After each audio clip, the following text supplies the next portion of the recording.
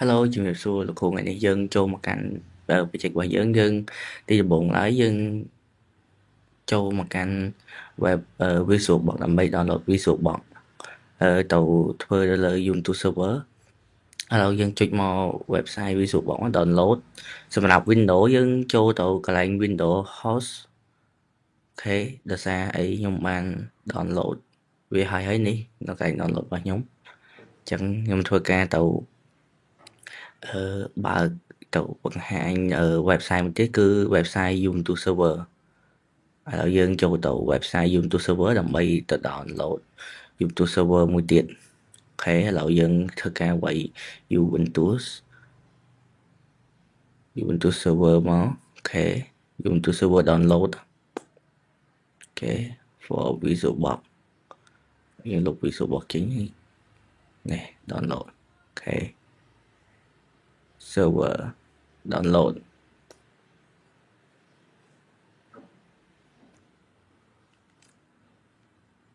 ហើយកន្លែងនេះយើង download វាមកអូខេតោះឥឡូវខ្ញុំខ្ញុំ skip លេខនេះដល់នេះយើងធ្វើការ download ហើយឥឡូវដំបូងឡើយយើងទៅ install ទៅលើ VisualBox មុនគេ VisualBox របស់យើង double click លើវាមកដើម្បី install វាហើយចំពោះកន្លែងនេះអូខេ next មកយើង accept វាហើយ next កន្លែងនេះយក default របស់វាមិនបាច់ការប្រែគេអូខេយក next តទៀត yes ហើយ yes install next install ហើយយើងធ្វើការចាំវាមួយសន្ទុះនោះវានឹងធ្វើការ install ឲ្យយើងហើយអូខេឥឡូវយើងធ្វើការចាំវាតិចទៅ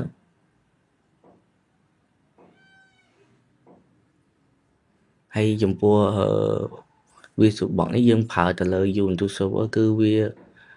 ល្អជាងយើងប្រើប្រាស់ទៅលើ VMware អូខេឥឡូវយើងចូលមកដល់កន្លែងនេះហើយយើងនេះគឺជានេះយើង finish វាមកអូខេហើយចូលមកដល់យើងបាន VisualBox មួយថ្មីស្លាងតែម្ដងហើយនេះអូខេយើង close វាដើម្បីយើង search ទៅលើម៉ាស៊ីនយើងនេះ VisualBox អូខេឥឡូវនេះយើងបង្កើត Visual Machine ថ្មីយើងចុច new មកហើយខ្ញុំ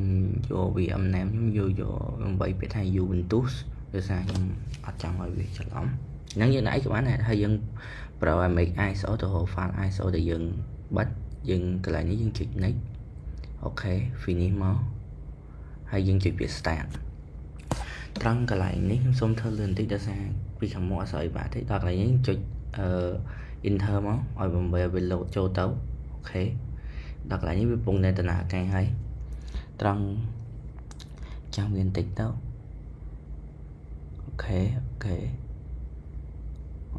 ត្រង់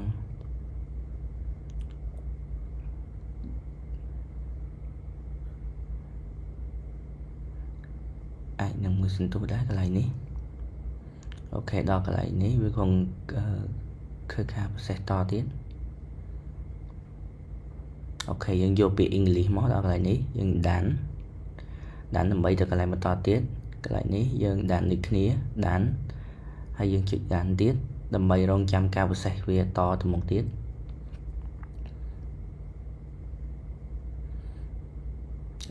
ចូលដល់នេះ continue យើងយកកដាលគេនឹងមកវាថា continue ហើយកន្លែងនេះយើងដោះហើយយើងដោះtext វាហើយយើង scroll មកដានកន្លែងនេះយើងយកពាក្យដានទៀតដល់ហើយយើង scroll មកយើងយកពាក្យថា continue អូខេដល់កន្លែងនេះខ្ញុំវាយ your name ខ្ញុំដាក់ឈ្មោះខ្ញុំ Nancy Hai អូខេហើយកន្លែងនេះយើងយក server name យើងដាក់ Ubuntu server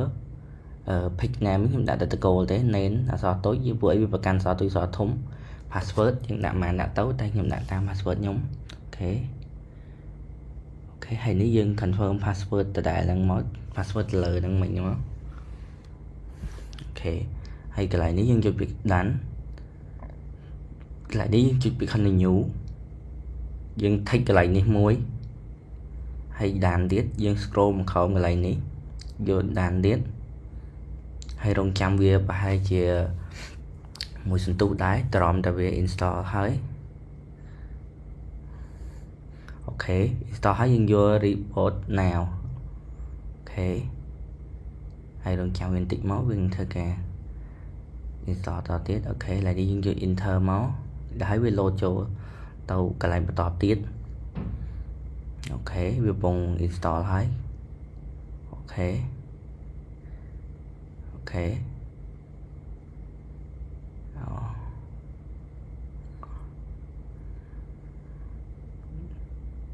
lại đi dân quay bịa user login dân mó dân quay nén mua user log YouTube server log dân hay dân quay password hay enter mó dân quay comment đầm bay upgrade vía ok comment thì mỗi dân quay bịa tha sudo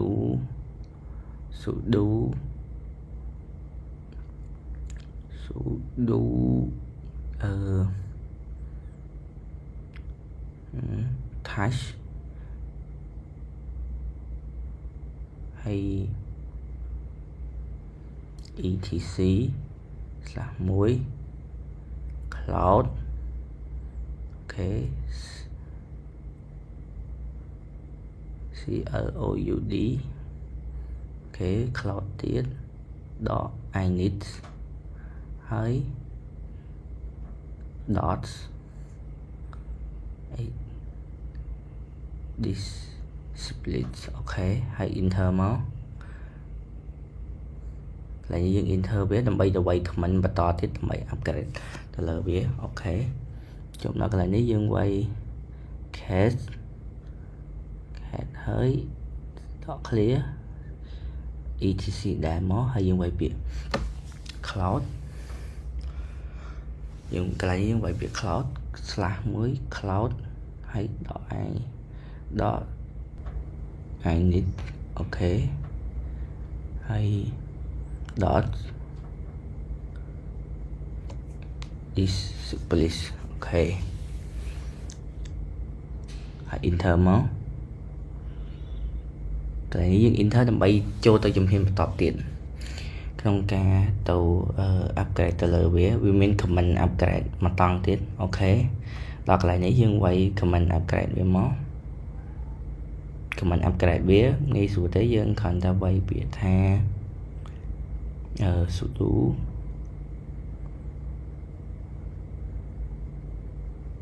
apt hay update nha nên bị đón hay như vậy biệt tha apt apt upgrade ok hay upgrade đi space muối đỏ hoài ok enter mó ok này việc bùng đã upgrade từ lời install từ lời xem chấm nón hay dương rong chăm việc bà mỗi sinh tố tấu viên load pin ok cái lại này việc bùng tôi sẽ to thì thấy chỉ cần chăm việc mà tôi tiện máu bây giờ việc sẽ chop viên load cho tôi cần ở trên này to tiết để ở dân thực ca cần phải từ lời cái lại mà dân luôn thêm tiết ok cái này nếu biết hiện dư tích ở xa ấy với install từ switch chào mà dân luôn ok lỗi ok mà đó trên này nếu dân thơ ca cho thép mối đầm bay cho một căn biệt thang ok khăn khổng ok cô mà đo biệt thang ok khăn khổng dân mà đo khăn khổng nếu dân vậy biệt đầm bay chạy user và dân nó ok như vậy biệt thang homie ok enter mọi ní mua dẫn hay chụp bữa can nghi dẫn copy chập thầm này đá hà lộ trong xong vậy comment sát đòn mới tiết đâm bay bật dùng tu hướng ok sudo sát đòn nào đâm bay sát đòn tầng dùng tu hướng alo phải check nhóm chập tại thầm này xong ở con lục hồ năng chụp riệp liên này tầng ngọt thì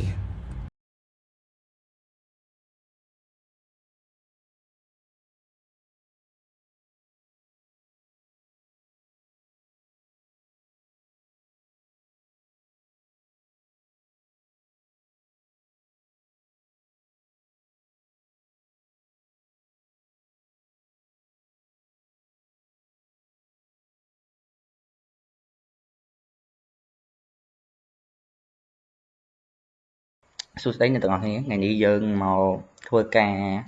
ទៅលើការ install and connect ISX នៅក្នុង Ubuntu server អូខេឥឡូវមុននឹងយើងឈានទៅលើការ install និង connect អ្វីដែលខ្ញុំចង់ឲ្យអ្នកទាំងអស់គ្នាធ្វើគឺយើង check ទៅលើ network ទៅលើ network របស់ VisualBox យើងលើម៉ាស៊ីនយើងហើយយើងចូលទៅ setting មក setting កន្លែងនេះចូលមកយើងចូលពាក្យ network កន្លែងនេះដំបូងឡើយវានឹងចេញពាក្យ NAT តែយើងកុំដាក់ NAT យើងត្រូវឆេញពី NAT មក print វិញដើម្បីឲ្យការ connect របស់យើងហ្នឹងដើម្បីឲ្យការ connect របស់យើងហ្នឹងដំណើរការដោយសារបើយើងដាក់ NAT វាអត់ដំណើរការទេអានេះវា check ទៅលើ IP address អញ្ចឹងយើងអូខេវាមកឥឡូវយើងនឹងចាប់ដើម start នេះយើងចុច start មកអូខេកន្លែងនេះម៉ាស៊ីនវានឹងធ្វើការ run ហើយអញ្ចឹងយើងធ្វើការចាំវាបន្តិចសិនទៅណែម៉ាស៊ីន start អូខេ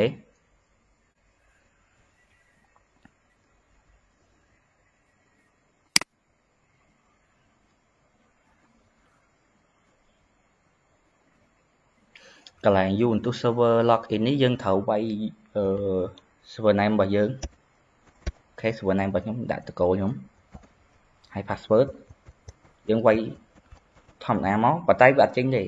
កន្លែង password វាអត់សូឲ្យទេអញ្ចឹងយើងវាយឲ្យត្រូវមកហើយ enter អូខេអញ្ចឹងវាត្រូវហើយកន្លែងនេះពេលយើងវាយយើងចេះបើកហើយក៏យើងត្រូវចេះបិទដែរអូខេអញ្ចឹង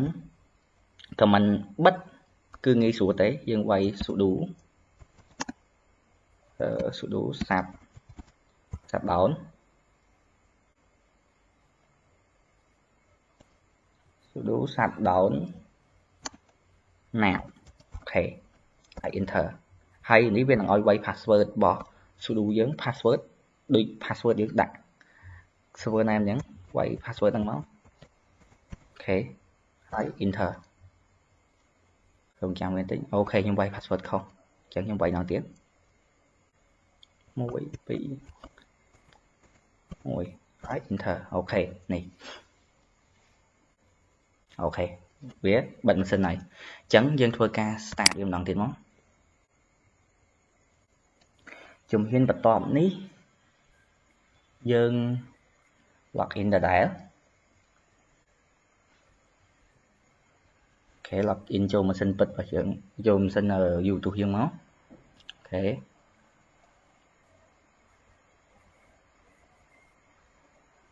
ត្រង់ចំណុចនេះយើងវាយ server name របស់យើងដែរមកអូខេណា password អូខេចំណុចនេះយើងវាយធ្វើការយើង clear វាចេញមកខ្ញុំសូមធ្វើការ clear វាចេញសិនកុំឲ្យវាញញ៉ៃសូម comment clear មកអូខេវា clear ហើយអញ្ចឹងចំណុចបន្ទាប់យើងទៅធ្វើការ upgrade វាសិនដើម្បីឲ្យទទួលបានអីដែលវា upgrade មកថ្មីអូខេ comment យើងវាយ sudo update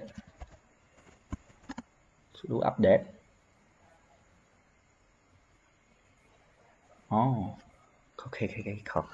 យើងវាយ sudo click apt អញ្ចឹងវាអត់នេះទេវាអត់ comment ខុស update អូខេ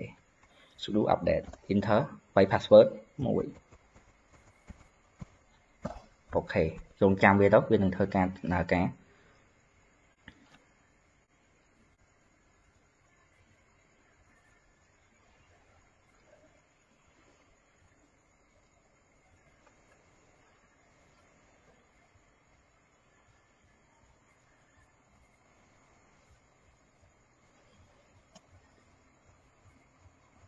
អូខេអូខេនេះវា update ចប់ហើយអញ្ចឹង comment បន្ទាប់យើងនឹងវាយទៅលើ comment នេះ install comment install យើងវាយ sudo អីគេ sudo apt install install open ASA server open ASA server ok enter pop អូខេវានឹងធ្វើការ install ហើយរងចាំវាបន្តិចដើម្បីឲ្យវា install ឲ្យចប់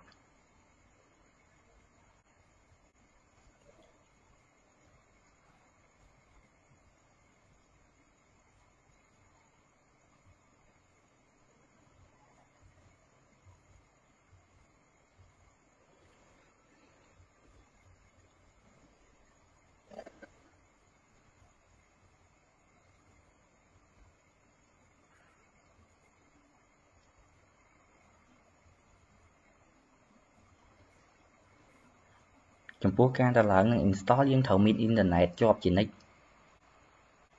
បើអត់មានអ៊ីនធឺណិតទេវាអត់អាច install បានទេអញ្ចឹងយើងត្រូវការមានអ៊ីនធឺណិត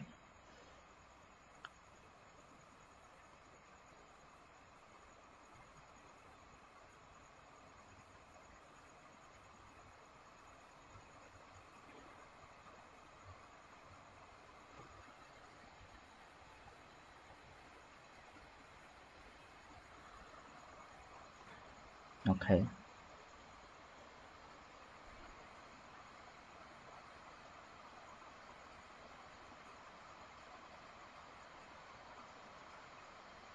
អូខេឥឡូវវា install ចប់ហើយអញ្ចឹងខ្ញុំសូមវាយ command clear មួយមកអូខេចូលមកដល់ចំណុចបន្ទាប់យើងទៅបើក enable របស់វា enable របស់ SH ហ្នឹងយើងវាយ command ដូចជាវាយ command sudo យើងវាយ command sudo system control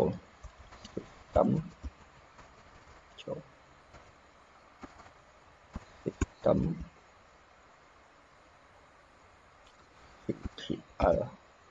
system control enable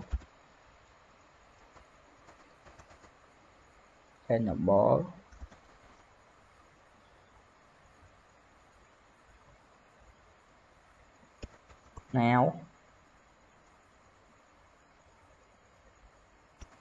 SA អូខេកន្លែងនេះយើងវាយ command install វាហើយ system enable វាហើយនេះវា enable ហើយ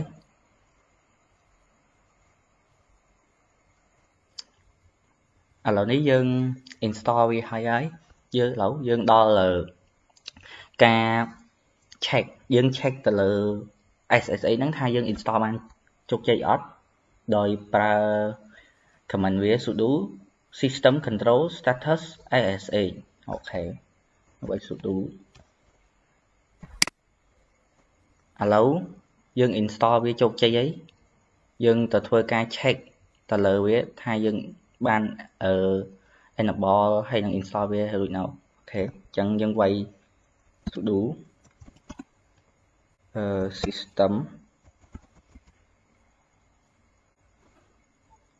system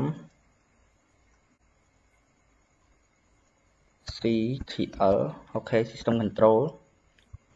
status system control status SSH អូខេនេះឥឡូវយើងបាន install យើងបាននេះហើយinstall ហើយនឹង enable វារួចរាល់ហើយឥឡូវចំណុចបន្ទាប់យើងទៅ add role ឲ្យគេ connect បានអូខេឥឡូវ add role យើងវាយsudo អានេះវាមានពាក្យបច្ចេកទេស Q មួយគឺ UFW អូខេ UFW allow SSH អូខេបបអូខេ role update អូខេជោគជ័យអញ្ចឹង ឥឡូវយើងបន្តមកយើងទៅ check IP វា IP វាអីគេព្រោះអីនេះ IP v6 អូខេយើង check IP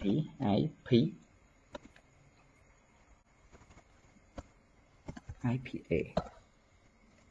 អូខេ comment IP សេខុស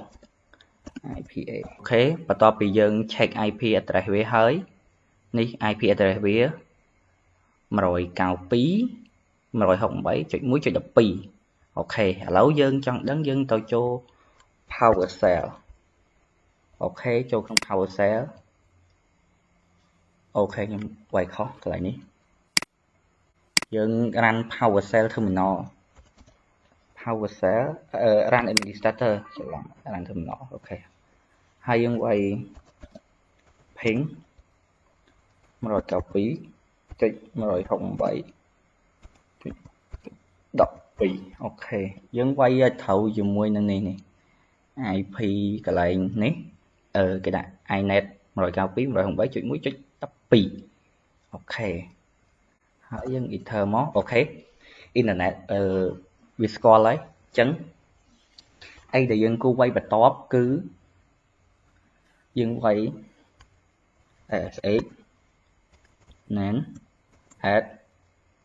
192.168.1.12 enter អូខេវាសួរ yes or no អូខេយើងឆ្លើយ yes មកអូខេ password យើងវាយមួយអូខេកន្លែងនេះគឺវាបញ្ជាក់ប្រាប់យើងថាយើងបាន update និង install and connect SSH U2 server ស្គាល់គ្នាជាមួយនឹងម៉ាស៊ីនពិតយើងហើយយើងអាច remote បានអូខេឥឡូវដើម្បីបញ្ជាក់ខ្ញុំចូលទៅនេះវិញចូលទៅVM យើងខ្ញុំសេរីពីនេះឲ្យចិត្តគ្នាដើម្បីយើងស្រួល compare គ្នាអូខេប៉ុណ្ណេះអូខេនេះ U2 server នេះ PowerShell អូខេឥឡូវខ្ញុំចូល U2 server ខ្ញុំវាយ check មើលឈ្មោះយើងមកខ្ញុំវាយ who am I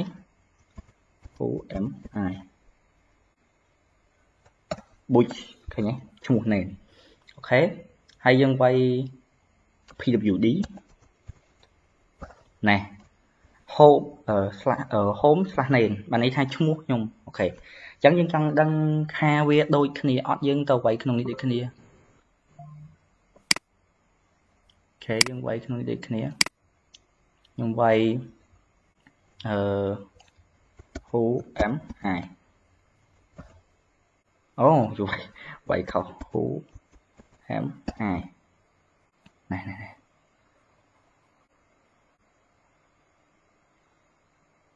comment អូខេនេះខ្ញុំវាយខុសអូខេនេះឈ្មោះខ្ញុំ name ហើយខ្ញុំវាយ pwd មកចង់ដឹងថាវាដូចគ្នាអត់ដូចនេះ home/name អញ្ចឹងការ install និង connect SSH លើ Ubuntu server ហើយនឹងម៉ាស៊ីនពិតរបស់យើងគឺវាស្គាល់គ្នាហើយយើងអាច remote បាន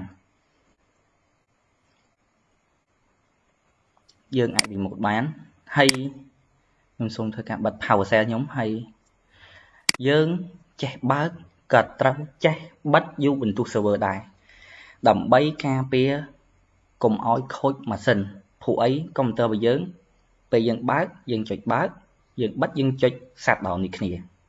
អូខេអញ្ចឹងយើងវាយមកខ្ញុំវាយ sudo shutdown now អូខេ enter យើងបិទវាអូខេឥឡូវកន្លែងនេះខ្ញុំធ្វើការ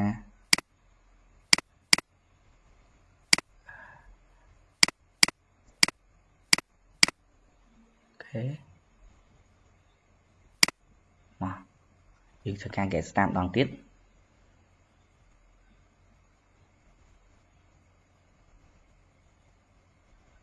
អូខេ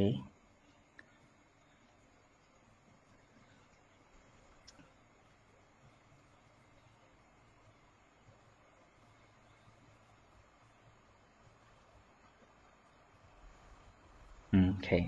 way name password អូខេស្គាល់ហើយអញ្ចឹងខ្ញុំវាយ who am I អូខេ name ខ្ញុំវាយ pwd អូខេកន្លែងនេះខ្ញុំចង់ឲ្យអ្នកទាំងអស់គ្នានេះ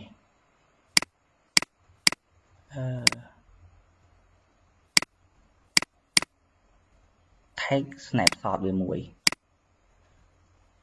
យើង take snapshot វាទុកយើងដាក់ថា install and connect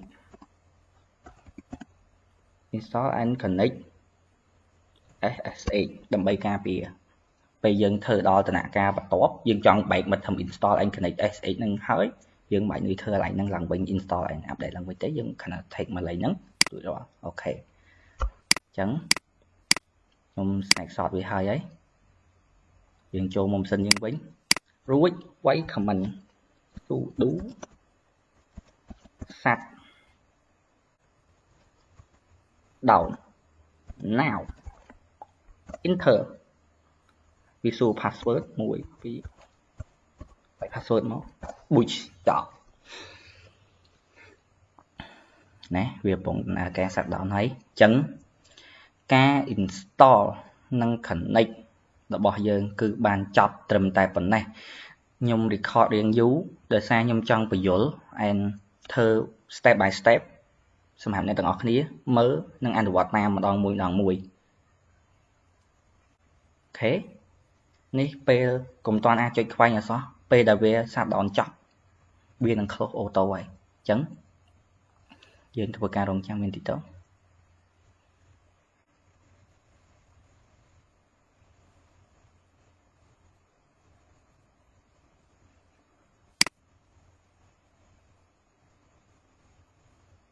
អូខេអញ្ចឹងនេះវា close ហើយអញ្ចឹងការបង្ហាញរបស់ខ្ញុំគឺសូមចប់តែប៉ុណ្ណេះជាចុងក្រោយសូមអរគុណអ្នកទាំងអស់គ្នាដែលចំណាយពេលវេលាដ៏មានតម្លៃតាមដានវីដេអូរបស់ខ្ញុំសូមជូនពរសុខភាពល្អក្នុងឱកាសបុណ្យចូលឆ្នាំចិនឆ្នាំ2026ទាំងខាងមុខនេះទាំងអស់គ្នាសូមអរគុណបាយបាយ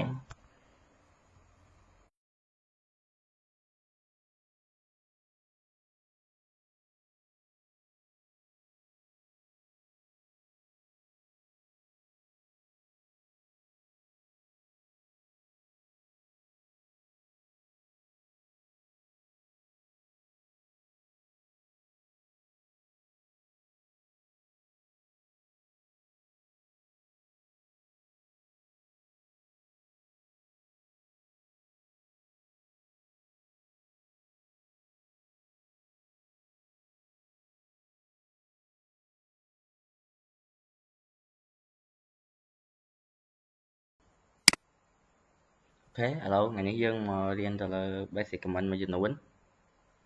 ឥឡូវខ្ញុំសូមធ្វើការ login សិន password អូខេឥឡូវវាចូលហើយឥឡូវខ្ញុំឆែកទៅលើ IP វាបន្តិចដើម្បី ping remote ចូលមកអូខេវាយ IP ខុស IPA អូខេ IP របស់វាគឺ 192.168.1.34 អូខេ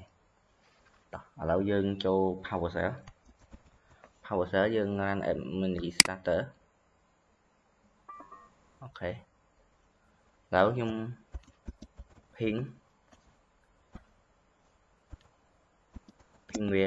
IP 192.168.1.34 ok score lại ok hello bởi vì score dương xong thời ca comment quay SX nén S IP rồi copy chỉnh rồi 7 sang 4 ok ok SA ok như vậy không chăm tiện ok cái lại ní về xuôi dương yes or no chẳng những sai yes mà dương mạch đi khởi này quay yes pin của bạn quay tờ quái của bạn đây như vậy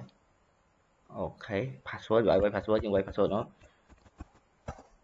ok đi bạn ấy dân vô quê làm bay connect tàu dùng tu server và dớn ở đâu nhưng chọn quay tha quê bên chia ai connect tàu bạn đó who am I ok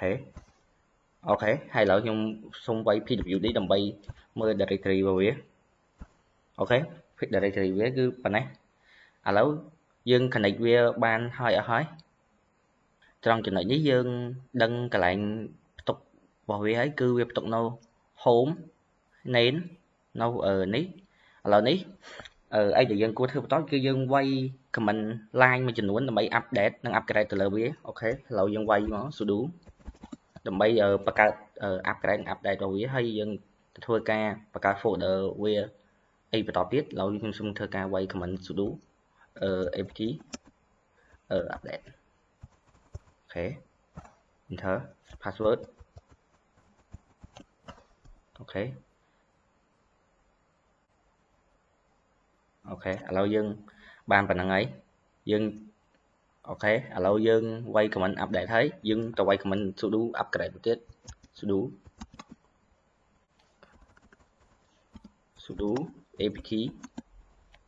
apt upgrade ok ok ní để sang upgrade thay ấy chân về đạn nó hết ok là ní dân là thôi ca bạc card đầu viên mó đầu dân quay biệt ha touch T O U C A touch dân touch okay SV folder SV bị chạy vào mũi ok enter máu ok là dân là bây dân nhân thao việc cả bàn bán dân thơ ca y số print vía dân print vía y số đọc thứ ok ok dân quay biển á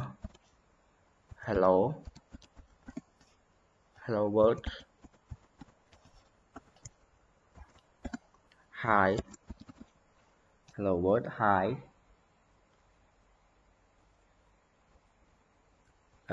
SV bị chụp vào mũi ok please send to video ok hỏi enter ok lâu viên đi về bạn này thay vì print man chụp chạy ấy lâu dân lâu nếu dân tôi thôi ca check từ lơ comment ca store vào phía thay vì store là cái nào bị mất dân quay comment lang ls slash nè về store nè si số hay nó lơ folder svp bên này về rồi về cứ về store là điểm ní lâu dương min của mình mới đây check từ lơ cho bắt lo chỉ nắng từ lơ ngáy món bé là dương bạc ca folder nắng ok cả tích file nắng cái là dương quay comment lang với nó ls đỏ slash ls ok nè viên đừng bà hai từ lơ máu ngay khai pay với đừng folder mua hay đừng ca store ok ok là nếu nhung xong thôi ca tao bạc ca folderមួយទៀតដែលខ្ញុំបង្កើត folder នេះfolder ដែល making directory ok MK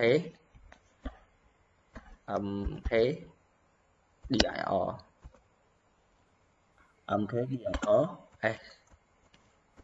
sv 2.6 folder អានេះបើយើងអត់ដាក់បញ្ជាក់ថា folder ទេគឺវាចេញទេបញ្ជាក់ផងថាយើងបង្កើត sv 2.6 folder អូខេឥឡូវយើង enter វាមកអូខេឥឡូវយើងទៅឆែក command line វា ls /lh អូខេណា command របស់យើងនេះ sv 2.6 folder អញ្ចឹងយើងមាន folder 2 គឺ folder sv 2.1 និង sv 2.6 folder ឥឡូវនេះ command basic របស់យើងគឺបានចប់ប៉ុណ្ណេះគឺទៅលើការបង្កើត folder ការ check ទៅលើ folder នឹងម៉ោងពេលវេលាថ្ងៃខែអីយើងមានតែប៉ុណ្ណឹងហើយ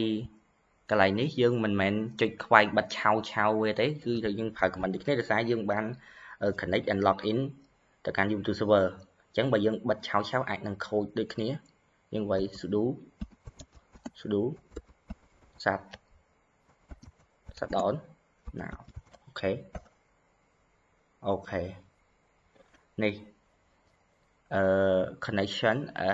នេះ close by remote អូខេ connection IP address ប៉ុណ្ណេះ close អូខេអញ្ចឹងយើងបិទវាមកហើយយើងអូខេ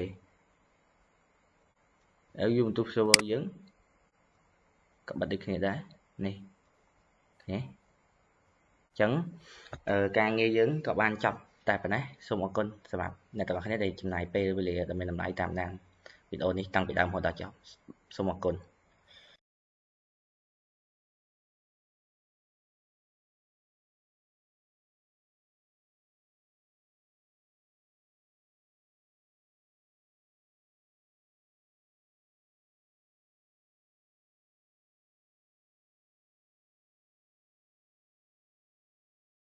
ថ្ងៃនេះយើងមកត comment យើងតទៀតតោះឥឡូវយើងវាយ who am I មកដើម្បីមើល username របស់យើងអូខេ name អូខេឥឡូវខ្ញុំវាយ pwd មើលfolder របស់យើងអូខេ home name អូខេឥឡូវយើងវាយ host name ដើម្បីមើលname របស់ server យើងអូខេ YouTube server ឈ្មោះខ្ញុំឥឡូវយើងទៅបង្កើតfile name .txt មួយដោយយើងវាយ command type ហើយspace file name .txt មកអូខេ enter មកហើយយើង list ls វាដើម្បី check មើលថាវាចូលនៅនេះវាចូលហើយឥឡូវយើង ls name.txt ls មួយទៀតមកដើម្បី check មើលវាអូខេឥឡូវ total bit វាគឺ 4.0k ហើយនេះឈ្មោះវា file name.txt អូខេឥឡូវយើងទៅ write content ចូលក្នុង text file យើងអូខេឥឡូវខ្ញុំវាយ command មួយដែលមានឈ្មោះថា echo ហើយយើងដក clear single quote មកដើម្បីយើងវាយtext ចូលនៅក្នុងហ្នឹងអូខេ write text ចូលក្នុង hello ខ្ញុំវាយ hello words យ៉ាងនេះយើងដាក់អក្សរទូចបានធំបានយ៉ាងយើង hello word មកហើយដល់ពេលហើយយើងបិទsingle quote វិញអូខេ enter ពេលយើង enter វានឹង load នេះវានឹង print មក hello world អូខេ clear អូខេខ្ញុំ clear ហើយខ្ញុំចូលទៅកាន់បន្តទៀតគឺយើងប្រើប្រាស់ដើម្បីអាចប្រើវាបានយើងប្រើ command មួយដែលមានcommand មួយដែលមានគេថា nano file file name មក file name.txt ហើយ enter នេះយើងនឹងវាយ text file នេះចូលយើងបានយើងវាយ text ចូលទៅក្នុងហ្នឹងចូលទៅក្នុង file ចូលមកដល់កន្លែងនេះយើងវាយ text ចូលទៅក្នុង file របស់យើងខ្ញុំវាយ stage welcome អូខេ enter មកខ្ញុំវាយ teacher ជាខ្ញុំវាយ teacher support អូខេ as ហើយមក add stage execute ដោយសារគាត់ print នៅ stage អូខេ enter ហើយយើងវាយយើង enter ទៀតមកអូខេខ្ញុំវាយតទៀតខ្ញុំដាក់ខ្ញុំ I am នៅសង្ហៃអូខេ enter ទៀតយើងវាយតទៀតយើងវាយគ្រប់មកខ្ញុំវាយតាមខ្ញុំវាយនៅគ្រប់មកខ្ញុំនៅគ្រប់អីគេគ្រប់ SVP ជួយ6ប៉ុន្តែគ្រប់ខ្ញុំសេខុសអត់អីទេហើយនេះធ្វើអីចកាន់យកតិចប៉ះពាល់ដល់នេះជាងទេហើយ enter ទៀតយើងវាយនេះមក I am អត់ទេយើងអត់វាយ I am យើងវាយនេះវិញ course semester ខ្ញុំរៀនដល់ semester 2 year 3អូខេ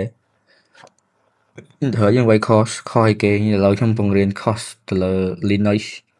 ចឹងខ្ញុំវាយ Linux ពេលដែលយើងវាយចប់ចង់ចេញឬ exit វាអូខេយើងវាយនេះឃើញទេ C ពាក់មួកហ្នឹង control បូក x មកអូខេ control បូក x exit ហើយនឹង save អូខេ control x ហើយវាយ y មកអូខេ enter អូខេវានឹងចេញមកវិញអូខេឥឡូវយើងមាន nano ហើយយើងទៅ check មើលវាមកអូខេ catch file name .txt មកអូខេឥឡូវ file name .txt enter ពេលដែលយើង enter វានឹង show អីដែលយើង write នៅក្នុងនេះនឹងមកឲ្យយើងឃើញហើយអូខេ enter មកនេះឥឡូវយើងបានហើយនេះអីដែលយើងទៅសេចូលមុនណាឥឡូវខ្ញុំចង់ remove file នឹងវិញយើងទៅប្រើ command នេះគេដើម្បី remove យើងវាយ command rm.v file name មកអូខេ file name អីគេឈ្មោះគេ file name.txt អូខេ enter ពេលដែលយើង enter វានឹង remove ហើយវា remove បាត់ហើយវា remove file name.txt ហ្នឹងគេវាដាក់ពាក្យថា remove file ហ្នឹងឈ្មោះគេនេះនៅក្នុង ឥឡូវហ្នឹងខ្ញុំចង់បង្កើត folder វិញឥឡូវដើម្បីបង្កើត folder បានយើងវាយ mkd អូខេ mkd folder name អូខេ folder name មកអូខេ folder name នេះ comment បង្កើត folder អូខេយើងបង្កើត folder enter ផ្លាប់ឥឡូវដើម្បីយើងទៅ check មើលវាថាវានេះអត់យើង list វាមកអូខេនេះ folder name យើងមាន folder name មួយអូខេឥឡូវខ្ញុំចូលទៅក្នុង folder name ហ្នឹងដោយវាយចូលក្នុង folder name ហ្នឹងយើងវាយ comment មួយដែលមាន comment cd ហើយ folder name អូខេ cd folder name ហើយសញ្ញានេះមួយអូខេឥឡូវវាចូលនៅក្នុង folder name ហើយឥឡូវខ្ញុំចេញវិញយើង list មកអូខេវានៅក្នុងហ្នឹងហើយអញ្ចឹងដើម្បីចេញមកវិញយើងវាយcd ដកអូខេខុសហើយយើងវាយ cd space ហើយចាំចុច2អូខេហ្នឹងមិនវាចេញមកដោយសារ command នេះបើយើងអត់ space ទេវានឹងគិតថាវាកាន់តែជា text អញ្ចឹងវាអត់ស្គាល់ command ហ្នឹងទេអូខេចេញមកហើយឥឡូវចេញមកបានប៉ុណ្ណឹងឥឡូវខ្ញុំសូមធ្វើការ clear វាបន្តិចសិនដើម្បីឲ្យវាស្លាស់បន្តិចអូខេឥឡូវចូលមកដល់ command បន្ទាប់យើង list វាមក list មើលអូខេយើងមាន folder name អូខេ pwd home អីហ្នឹងអូខេហើយខ្ញុំ list វាមកទៀតអូខេយើង clear វិញឥឡូវយើងដល់ command បន្ទាប់ទៀតគឺនិយាយពី command rmd និង mkd អូខេ rmd គឺ remove folder យើងបានបង្កើតឲ្យខ្ញុំ rmd remove folder name ហ្នឹងដែលយើងបានបង្កើតមុនហ្នឹងអូខេពេលដែលយើងវាយ command នេះហើយយើង remove វាធ្វើការ remove folder ហ្នឹងចេញពីនេះយើងអូខេដាក់ slash មួយមក complete ដាក់ហ្នឹងពេលអូខេឥឡូវយើង enter មក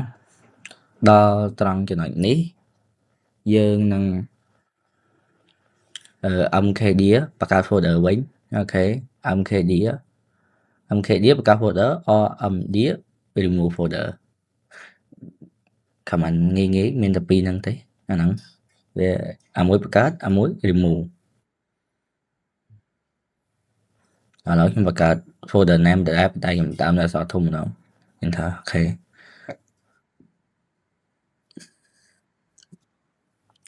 ដល់កន្លែងនេះយើង rm dia folder name ok dia folder name ấy anh ấy để xa cái lại lỡ nhưng quay remove hay chẳng mấy xin gì dừng quay dia remove file folder name nâng tại đã với nâng mình đã thấy lâu nhưng quay đậu bí folder name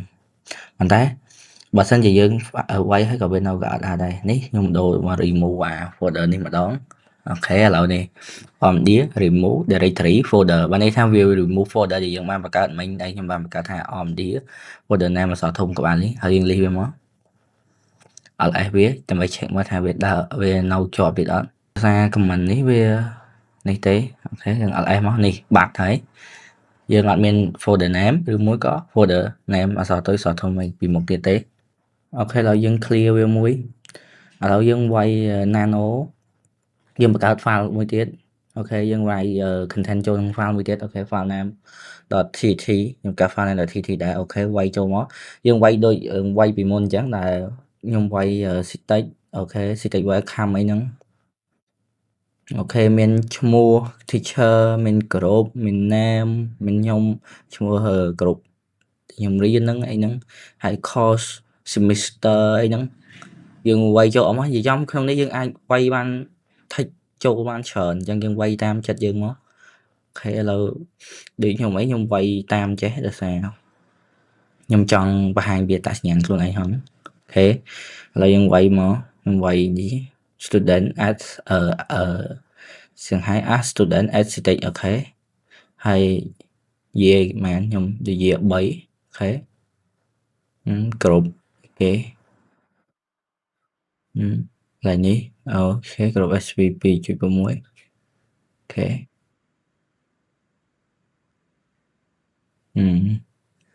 giống như quay mấy bạn này bây giờ cho ở kho giống ok cái lại ní thằng bây giờ quay job dân complete control Hដើម្បី exit ហើយនឹង sale អូខេbây giờ control X ហ្នឹងអាសញ្ញាពាក់មួយឡើងលើ X ហើយបន្ទាប់មក X ហ្នឹងសញ្ញាហ្នឹងគេហៅថា control អូខេអញ្ចឹងយើង control X មកអូខេហើយយើង yes មកដើម្បី sale អូខេឥឡូវយើង nano ថេចចូលហើយយើងមាន file name មាន folder name អូខេហើយយើង copy ទៅឥឡូវយើងវាយ command copy យើងវាយ cp file name .txt យើងហ្នឹងអូខេហើយយើង space មួយហើយ folder name យើង copy វាទៅដាក់នៅក្នុង folder name អូខេ enter យើងcheck វាមកយើងដើម្បី check វាយើង ls វានេះមកហើយអូខេ alpha name folder name អូខេអូយយើង copy អត់តាន់បានទេដោយសារនេះនេះ folder យើងវាយខុសអូខេយើងចូលទៅក្នុង folder name ហើយយើង check ls វាអូខេនេះយើងចូលទៅ check នៅក្នុង folder name ព្រោះអីយើងមកយើងវាយ folder file name copy វាទៅដាក់ក្នុង folder name អញ្ចឹងយើងទៅចូលក្នុង folder name សិនដល់ហើយបាន check ឃើញ file name.txt នៅក្នុង folder name អូខេអញ្ចឹងយើងនេះមក mv អូខេឥឡូវ mv នេះខ្ញុំចង់បានន័យថា mv file name.txt svp ហ្នឹងយើងកែប្រែ mv ហ្នឹងកែប្រែឬ edit ទៅលើ file ហ្នឹងអូខេឥឡូវខ្ញុំ file name.txt ខ្ញុំកែទៅជា svp.6.txt អូខេ ls វាអូខេឥឡូវវាកែឃើញនៅក្នុង folder name យើងវានឹងចេញទៅជាsvp.1.txt នៅក្នុង folder name វិញហើយយើង cat មក cat svp.1.txt ដើម្បី check ទៅមើលអា content file ដែលយើង write មុនហ្នឹងថាវានៅក្នុងហ្នឹងទៀតអត់អូខេឥឡូវវានៅហើយចឹង ls svp ឃើញមក svp.1 ឥឡូវចំណុចបន្ទាប់យើងវាយ comment cp ម្ដង cp back បានន័យថា back dot back ហ្នឹងបានន័យថា backup វាទុកអញ្ចឹង cp file name.txt file name.txt .back ហើយយើង enter វាហើយបន្ទាប់មកយើង check វា ls វាមក check វានេះខ្ញុំ copy លើ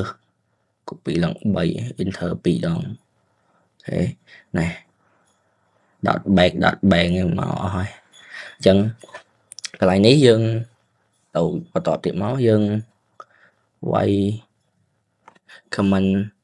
mv file name .tt យើង edit mv edit ទៅ sv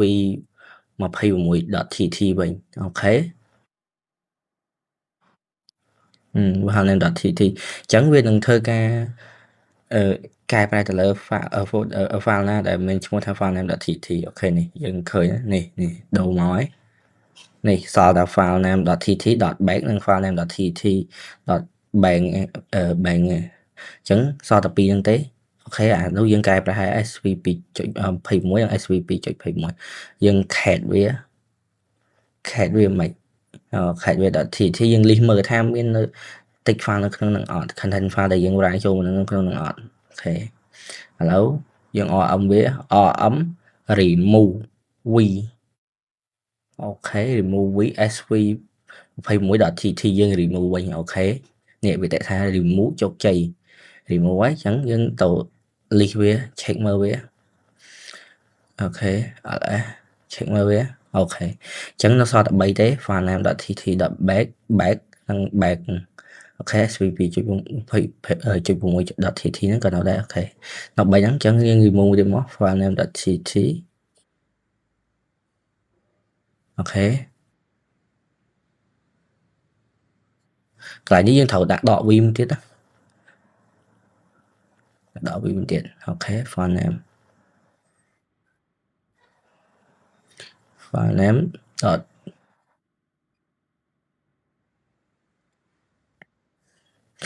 .a .tt អូខេវាមិនអាច remove វាដាក់ rm មិនអាច remove បានដោយសារអីដោយសារយើងវាយកតុយ extension វាខុស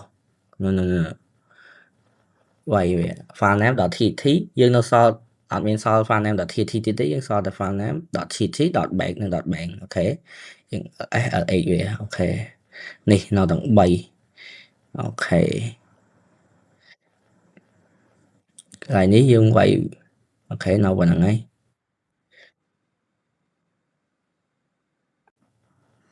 អូខេឥឡូវខ្ញុំសូមធ្វើការ clear វាបន្តិចឥឡូវខ្ញុំសូមធ្វើការ remove folder ឥឡូវខ្ញុំចេញពី folder name ហ្នឹងសិនខ្ញុំវាយ cd .space .ដអូខេឥឡូវ remove អូខេ remove command យើង rm command remove យើង rm យើងវាយ rm space dot rv អូខេ recursive rv folder name អូខេហើយយើង enter វាមក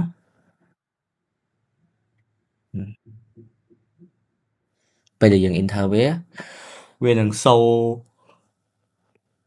អីយើង list នៅក្នុងហ្នឹងអីដែលយើង remove នេះវា remove ទៅលើទី1វា remove ទៅលើ folder name ដែលមាន svp អូខេ remove file name .tt .bag .a ហ្នឹងអូខេ remove folder name មួយទៀតអូខេអញ្ចឹងវា remove អស់ហើយអញ្ចឹងពេលដែលវា remove អស់ហើយយើង clear មួយសិនអូខេពេលដែលយើង clear ហើយយើងចាប់ដើមឥឡូវ comment បន្តទៀតគឺយើង comment ទៅលើការ check ទៅលើ CPU ឥឡូវ comment check CPU យើង ls CPU យកមកអាហ្នឹង comment check CPU យើងវាយចឹងយកមកអូខេឥឡូវនេះយើងមកដល់កន្លែង CPU ហើយនេះ CPU យើង model អីគេស្អីគេខ្លះណាឥឡូវយើងនេះវា clear វាមួយសិន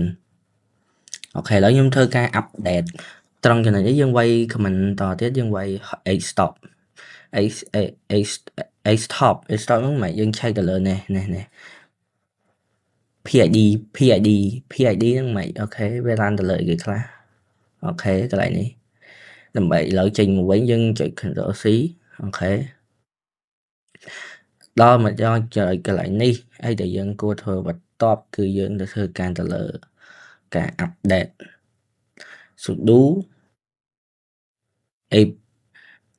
កុំវាយ sudo update យកហ្មងដោយសារយើងវាយ sudo ពាក្យ sudo យើងត្រូវវាយ sudo apt update អូខេ យើង update ដើម្បីយើងវាយ password ចូលមកកន្លែងនេះ password យើងមិនអូខេនេះវាធ្វើការ update ហើយចាំមែនតិចទៅកន្លែងហ្នឹងវាអត់យូរទេវា update មកផ្លែទេកន្លែងហ្នឹងវាអត់យូរមែនទេអូខេចាំមែនតិចទៀតទៅវាចិត្តហើយវាកំពុងធ្វើការ update ដើម្បីទទួលបានការ update ថ្មីវា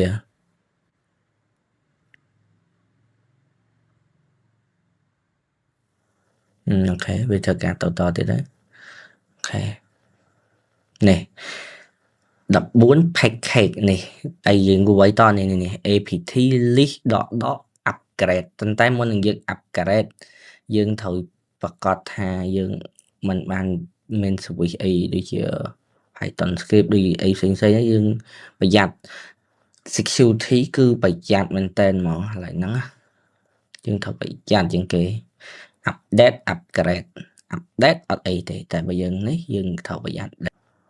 អូខេឥឡូវកន្លែងនេះយើងវាយ sudo remove stop ប៉ុន្តែ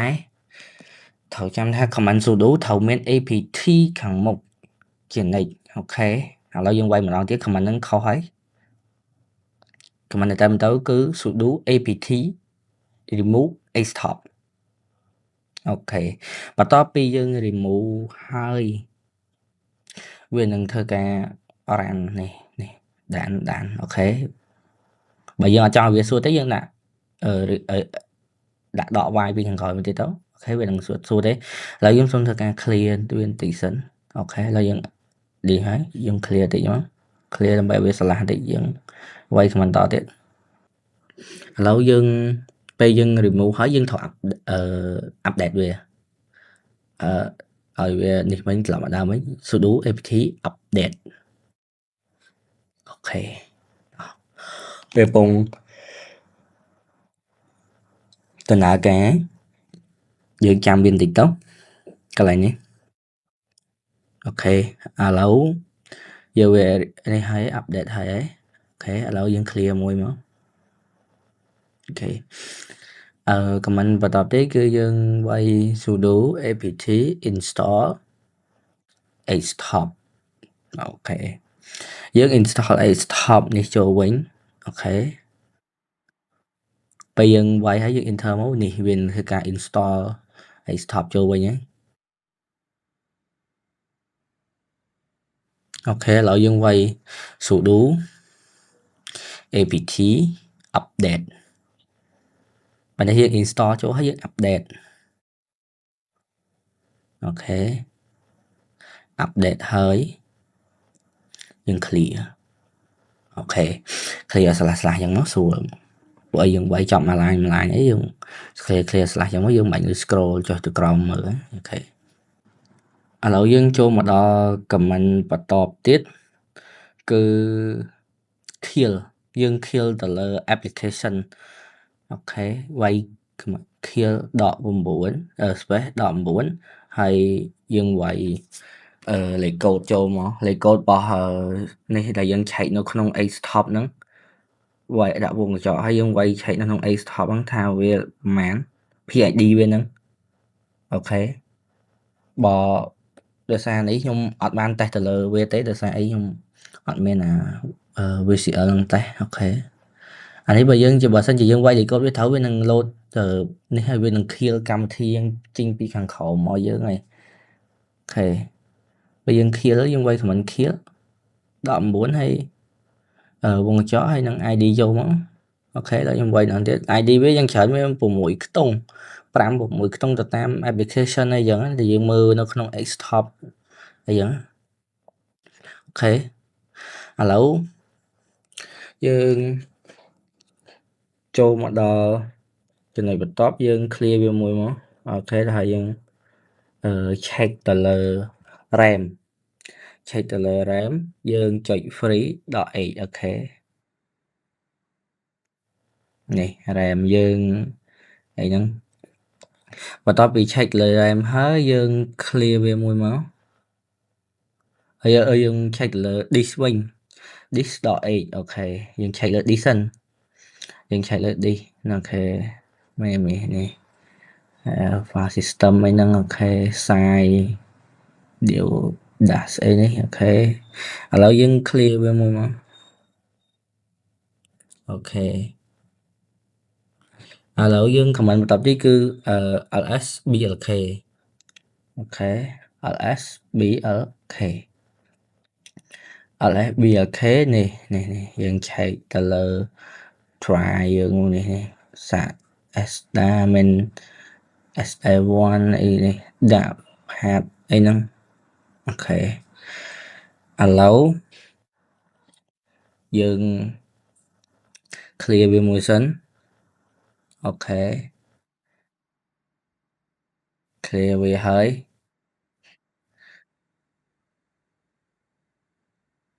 này nhầm đạo rồi smart này mọi người zoom mơ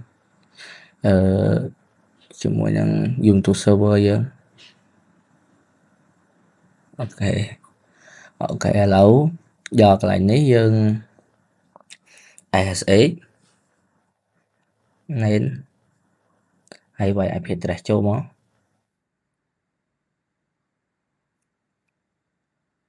ok IP address dân and ok hãy enter dừng vậy vậy mà nếu bây giờ ở trong cái số dân đã phải hãy đọc bài để nó ok mình vậy yes nó là why password đặt password chứ không password mà ok ok ok lâu dùng vậy who am I dùng vậy clear một xin ok who am I dùng check là bây giờ mà ok nén ok pwd hostname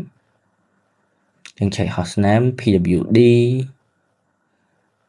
ok hãy clear ok ok lâu dùng check bớt dùng cái thầu check bật đấy lâu dùng quay comment bậtទាំងអស់គ្នាអូខេវាយ sudo shutdown shut sudo shutdown អូខេ sudo shutdown now អូខេ sudo password យើងវាយ password ចូលមកអូខេ sudo shutdown command not found បានន័យថាយើងវាយ command នឹងខុសអូខេនេះ command យើងវាយខុសមែនវាយ shutdown ខុសនេះឃើញទេឥឡូវយើងធ្វើការលុបមកវិញមក shutdown SHUTDOWN shutdown អូខេឥឡូវខ្ញុំចង់សង្ខេបវាអូខេអូខេ clear ហើយ shut down now អូខេឃើញទេឥឡូវខ្ញុំសូមធ្វើការបញ្ចប់ត្រឹមហ្នឹងចុងក្រោយសូមអរគុណអ្នកទាំងអស់គ្នាដែលបានតាមដាន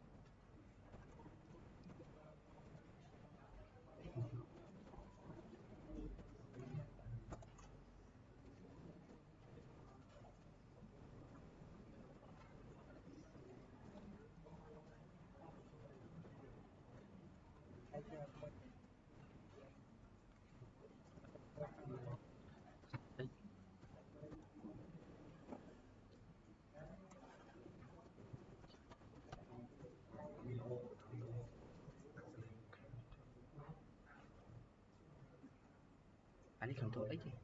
X.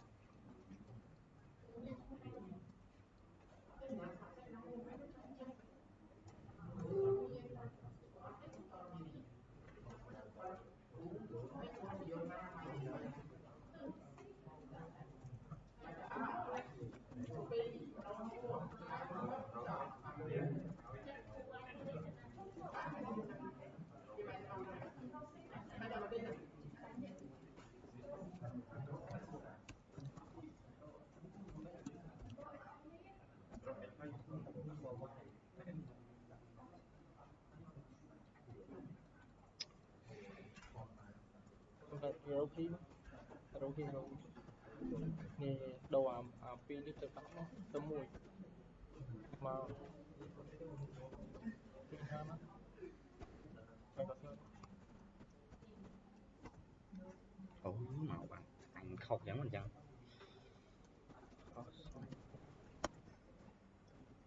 màu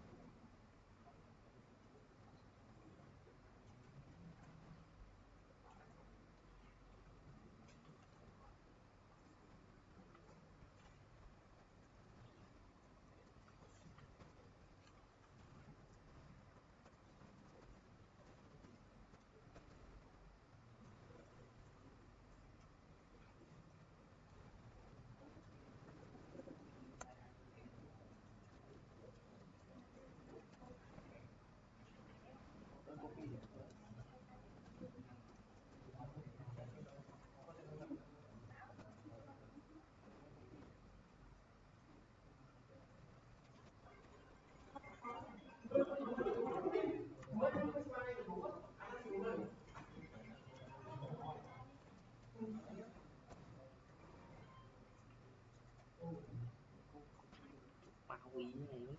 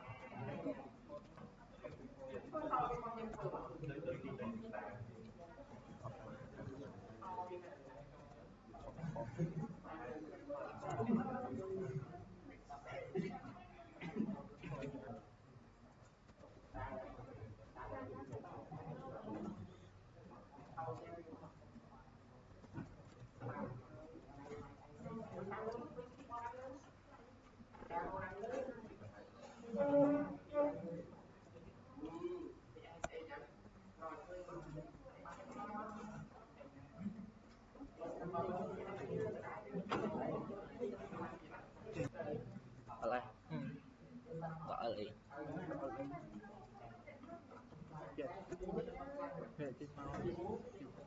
việc hàng chi sợ đấy việc rồi chắc đi rừng ngoài sâu sâu đi dân có ấm đỏ thì không để vui khỏi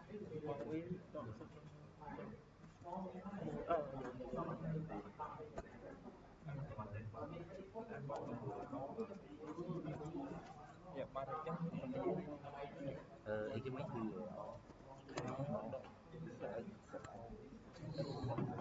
ấy sân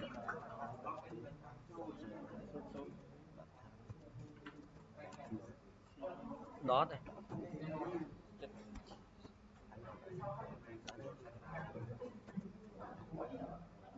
Hay tri nó tri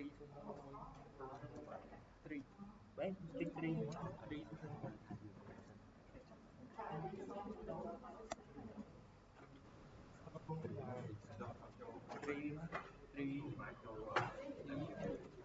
hay số điểm đôi sập bên này hai bên này nha chẳng bật được khó đó bật đó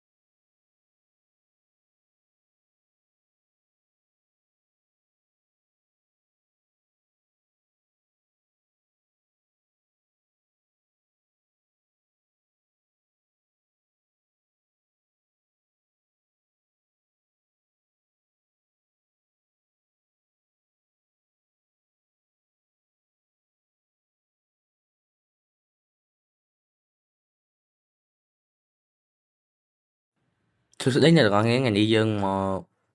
បន្តបច្ចេកយើងទៀតគឺយើងនិយាយទៅលើLinux User Management ថ្ងៃនេះខ្ញុំធ្វើការឥឡូវនេះយើងធ្វើការ remote ចូលសិនហើយlog in ទៅលើ Ubuntu server យើងមកហើយទៅ check IP ដើម្បីយកមកSSH វាដើម្បី log remote ចូល IP យើងវាយ command IPA ដើម្បី check ទៅលើ IP ដែលមាននៅលើ Ubuntu server យើងវាយ SSH មកហើយឈ្មោះ user យើងហើយ add វាយ IP ចូល IP យើងអីគេយើងវាយចូលទៅវាយ IP របស់ខ្ញុំ 192.168.168 ហើយចុច0.102 អូខេឥឡូវនេះវានឹងសួរយើងបើយើងអត់ចង់នេះទេយើងវាយដក Y មួយទៀតពេលយើងវាយនេះទៅឥឡូវយើងវាយ password មកអូខេឥឡូវយើង log ចូលហើយការរៀនទៅលើ comment មួយទៀតគឺទៅលើការ add user ដើម្បីប្រើប្រាស់ហើយចំពោះការ add ឥឡូវយើងវាយ comment មក comment យើងគឺ sudo user add sudo user add ហើយឈ្មោះ user បានន័យថាយើងចង់ add ទៅលើឈ្មោះ user អីគេឥឡូវខ្ញុំដាក់ user ខ្ញុំឈ្មោះ Citic អូខេ enter មកហើយវាយ current password យើង current password យើងប៉ុន្មានវាយតាមហ្នឹងមកអូខេដើម្បី check ទៅលើវាយើងវាយ cat/etc/passwd អូខេឥឡូវយើងវាយ command ហ្នឹងហើយយើង enter វាមកអូខេខ្ញុំវាយខុសអូនេះ etc ខ្ញុំដាក់ ect អូខេឥឡូវយើងកែឡើងទៅមកដាក់ etc វិញអូខេនេះឈ្មោះយើងនេះ home កលេចមើលផ្នែកខាងក្រោមដែលមាននេះ Citic x x មានលេខកូដអីហ្នឹងនេះយើងមើលឡើងកន្លែងនេះ home/citic ហើយ /bin sh អានេះគឺជាឈ្មោះ Citic នេះគឺជាឈ្មោះ user ដែលយើងបាន add មុនហ្នឹងអញ្ចឹងបានន័យថាយើង add យើងវាយ user add ហើយយើងវាយឈ្មោះ user អញ្ចឹងវានឹងចូលទៅកាន់ home directory របស់យើងហើយដែលមានឈ្មោះ Citic នៅ /bin /sh home នេះមានកន្លែងខាងក្រោមនេះអញ្ចឹងអ្នកនរគ្នាបានឃើញកន្លែងហ្នឹងយើងមើលទៅលើកន្លែងហ្នឹងឥឡូវយើងបន្ទាប់ពីបង្កើត user ហើយយើងទៅធ្វើ command check ទៅលើវា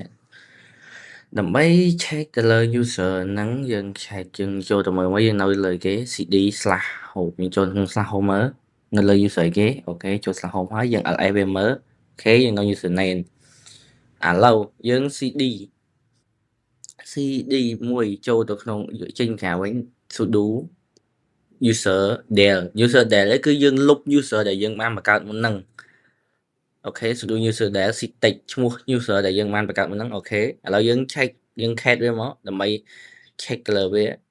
etc/ passwd អូខេឥឡូវនេះយើងមើលថាខាងក្រោមអត់មានឈ្មោះ user យើងទៀតទេពីដំបូងឡើយយើងមានឈ្មោះ user យើងមួយនៅកន្លែងហ្នឹងឥឡូវយើង sudo user add វិញមកយើងទៅ add user ថ្មីអូខេ .m .citic អូខេយើង cat វាមើល etc/etc វាមកអូខេ passwd អូខេឥឡូវនេះយើងបាន user យើងមកវិញហើយនេះ Citic bin /home ដែរអូខេយើង cd វាមក /home អូខេចូលទៅក្នុង home យើង ls វាមើលអូខេឥឡូវយើង user វានេះយើងវាយយើងបានចូលឲ្យមុនហ្នឹងយើងបង្កើតវាតែមាន home directory ទេឥឡូវយើងកើតវាដើម្បី user ហ្នឹងបើមាន directory វាអូខេឥឡូវយើង sudo វាមក passwd អូខេ Citic អូខេយើងដាក់ new password យើង set password វាយើងវាយមក password ដាក់អីដាក់ទៅនេះយើងវាយ password ដដែលមកនេះ password update successful អូខេឥឡូវយើង update successful ហើយយើងស៊ូ Citic យើងវាយ password វាដើម្បីចូលទៅក្នុងវាយើងចូលទៅក្នុង user ហ្នឹងយកទៅក្នុង user Citic ហ្នឹងអូខេនេះ whoami Citic pwd home name អូខេនៅក្នុង home name អូខេ ឥឡូវយើងស៊ូណែនវិញយើងចេញយើងចូលទៅក្នុងនេះវិញusername យើងវិញអូខេយើងវាយ password មកអូខេឥឡូវយើងចេញមកដល់នេះ username យើងវិញហើយយើងវាយ sudo user del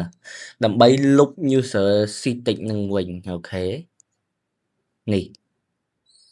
ហើយយើង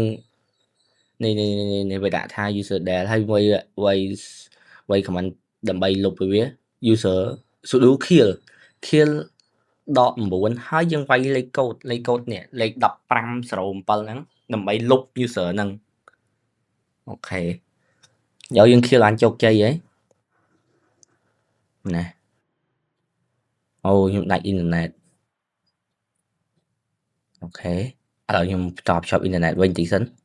អូខេឥឡូវខ្ញុំវាយ password current password ខ្ញុំដើម្បីចូលទៅ user ដើមអូខេឥឡូវយើងចូលវិញហើយអូខេឥឡូវយើងវាយ sudo ដើម្បីលុប user យើងវាយ sudo user del Citic អូខេ enter មក sudo password អូខេវាយ password មក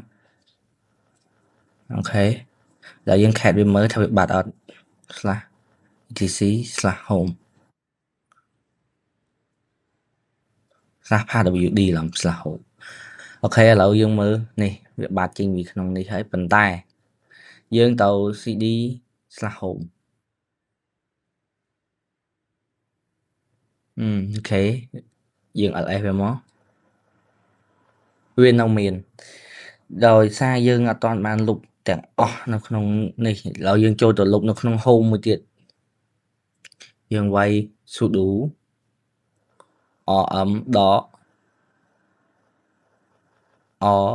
vf អូខេអូខ្ញុំសេខុសសេ vs អូខេឥឡូវយើងវាយមកនេះសកែតិចមកកែដាក់ vf អូខេ enter នេះវា remove គេថា citic/bash logout citic bash អី remove អស់ហើយអូខេឥឡូវយើង ls វាលេងមានហើយឥឡូវយើង cd អូខេឥឡូវហ្នឹងយើងមកធ្វើការវាយទៅលើ sudo user add ទេអានេះយើង add user យើង add អីគេខ្ញុំ add folder មួយហើយដក m ដកនេះ add folder ដក s add script /bin ហើយ /bash យើងថែម /bash មួយទៀតអូខេ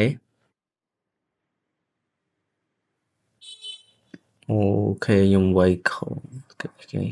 ភ្លេចឈ្មោះអូខេច្រឡំវាយ add user យើងភ្លេចដាក់ឈ្មោះ citic អូខេហើយយើងទៅ cat វាមើលមក cat វាហើយ /etc អូខេ /pwd អូខេឥឡូវហ្នឹងយើង cat វាមើលនេះយើងមកហើយនេះមាន home citic bin bash យើង cd វាមក /home អូខេ cd /home មកអូខេយើងដល់ home យើង ls វាមើលនេះមកវិញហើយ citic អូខេឥឡូវយើង sudo pwd អូខេsudo pwd ក៏សេកាត់ទៀតអូខេឥឡូវហ្នឹងយើងវាយ sudo pwd ហើយយើងវាយ citic អូខេ new password យើងដាក់ password ទៅវាអូខេដាក់ password អូខេ successful ឥឡូវយើងបានដាក់ password ដាក់អីហើយយើងស៊ូទៅចូលក្នុង password ស៊ូទៅចូលក្នុងហ្នឹងអូខេស៊ូ stick អូខេវាយ password មក password យើងដាក់មិញហ្នឹងអូខេ home យើង who am I វាមកគឺនៅណាឥឡូវហ្នឹងអូខេនៅក្នុង stick អូខេយើងវាយស៊ូ name វិញយើងចូលទៅកាន់ user name វិញអូខេ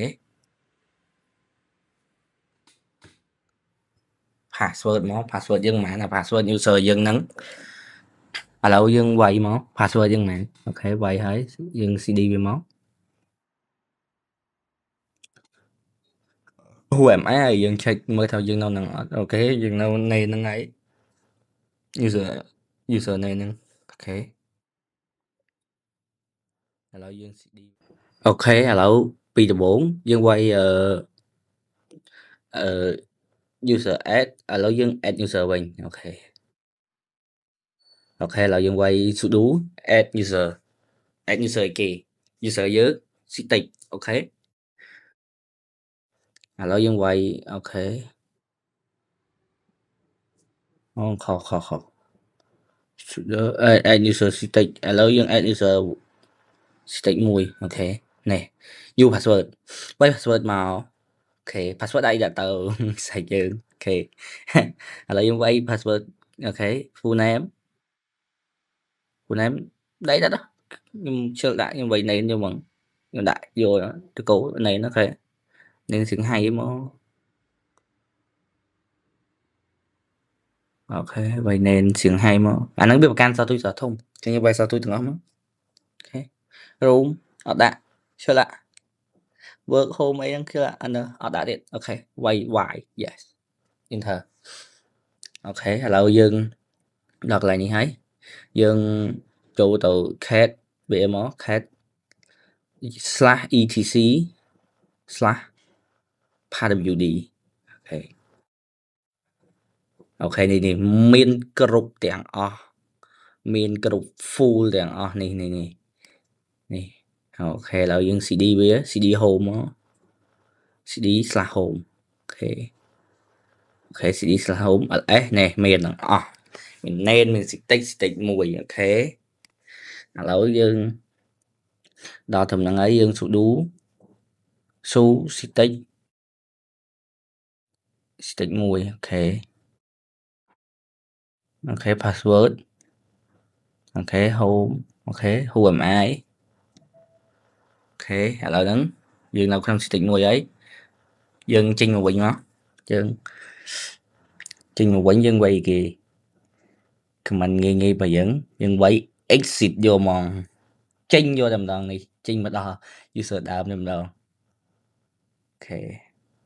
នេះចេញមកដល់ home តែម្ដង exit យកតែម្ដងអូខេ